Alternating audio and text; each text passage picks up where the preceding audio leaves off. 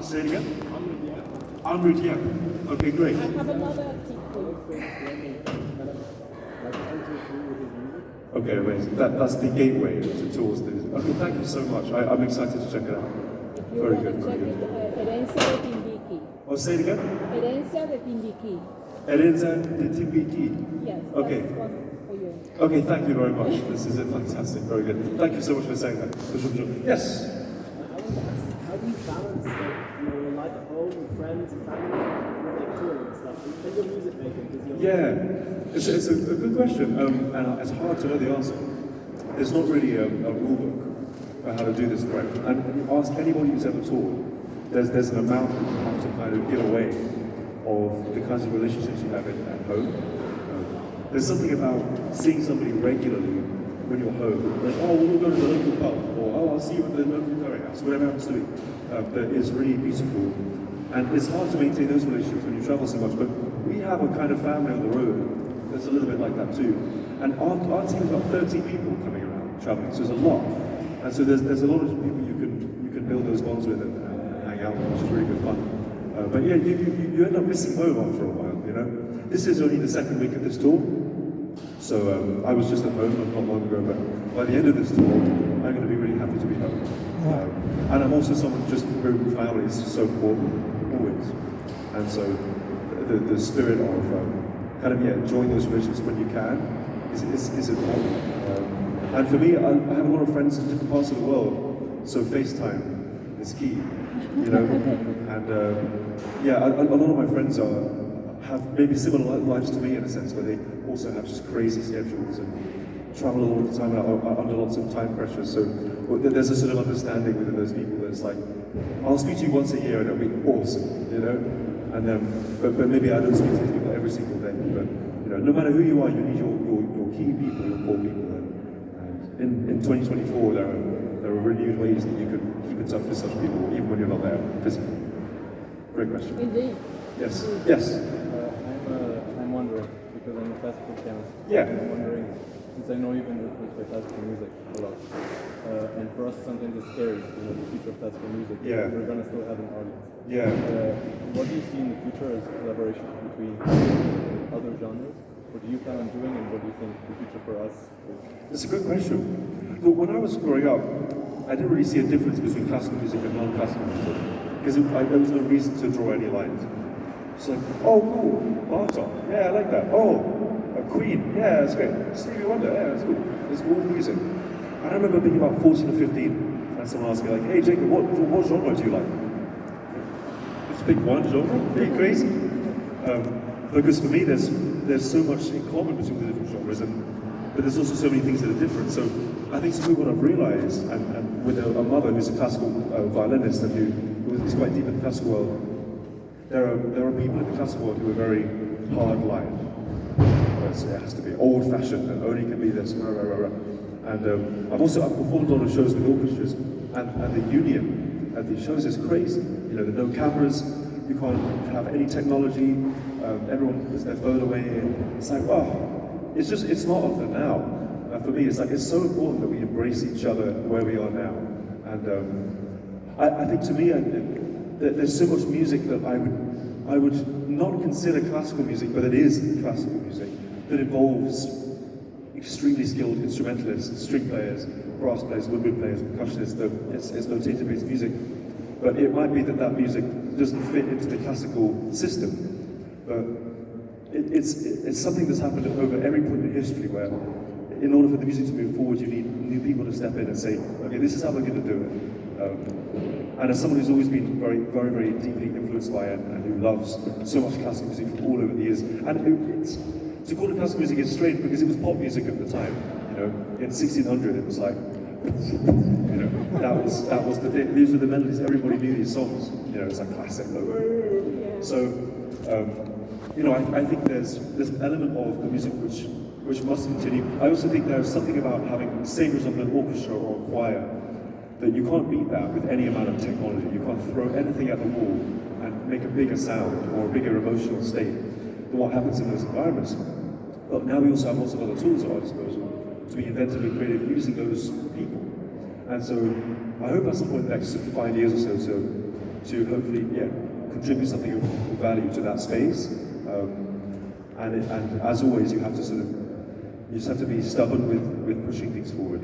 You know, and I've never seen a part of music that is so undetermined to evolve, in a sense. But then there's so many young people who just want to evolve. So I know that it will evolve, because it must, and music always must evolve. It's a bit like jazz, in a sense. You know, jazz in its pure form existed 100 years ago, and it was black music and freedom music, and came straight from these stories of these people. And now it's something completely different. But there is an essence of the freedom, which is still here, and it's to do with choices, and it's to do with flexibility and improvisation, psychology. You know, that's how I think about it anyway. So I think it's always important to look back, and at the same time, always important to look forward. And you can't rely on any of the old people at the top of the guard to be the ones to evolve it. It evolves from the people. Same thing is true with the government. You know, you can't expect your government people to be the ones who are going to push things forward. It always comes from the people, historically. And so I just think we need more people who are interested and passionate and inventive to say, hey, let's try this, and you're coming with me, you're all coming with me. You know, does that make sense? Fantastic, very good, very good. Anybody else? Somebody from this side, that's all. Anything you'd like to say? It's okay if you don't, but just in case. Any plans with working together again with Snarky Puppy or Becca Stevens, or? Oh, I just texted Becca Stevens this morning. I'm both incredible forces of nature.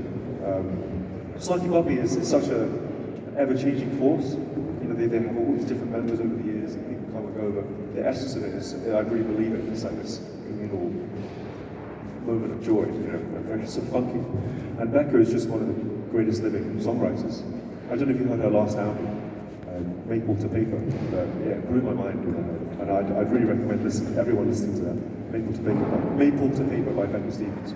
And yeah, she's amazing, for sure, absolutely. Anyone else? Any other takers?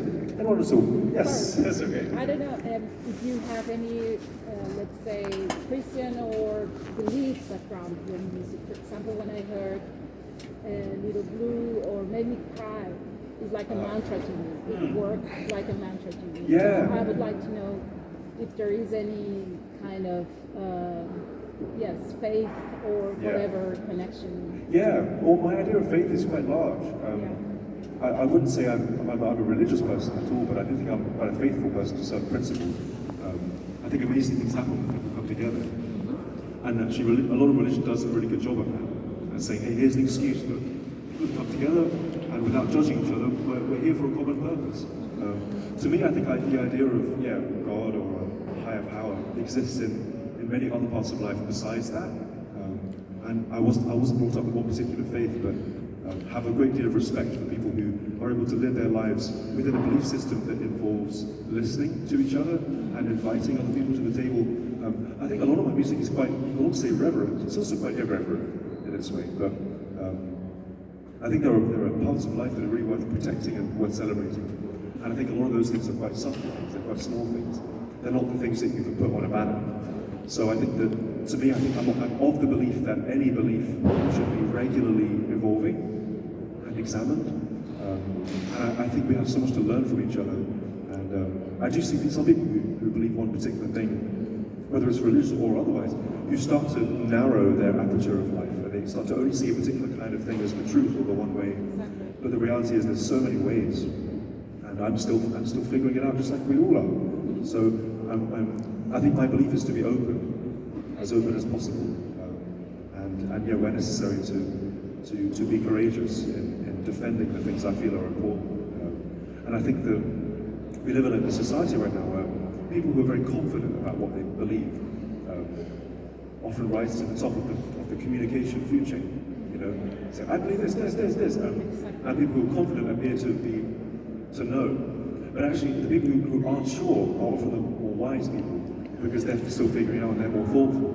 And so I think we need to do a better job of listening to the quieter voices, and the people who aren't so certain about what the world is, or what the world is going to be, or who they are, or what we're here to do.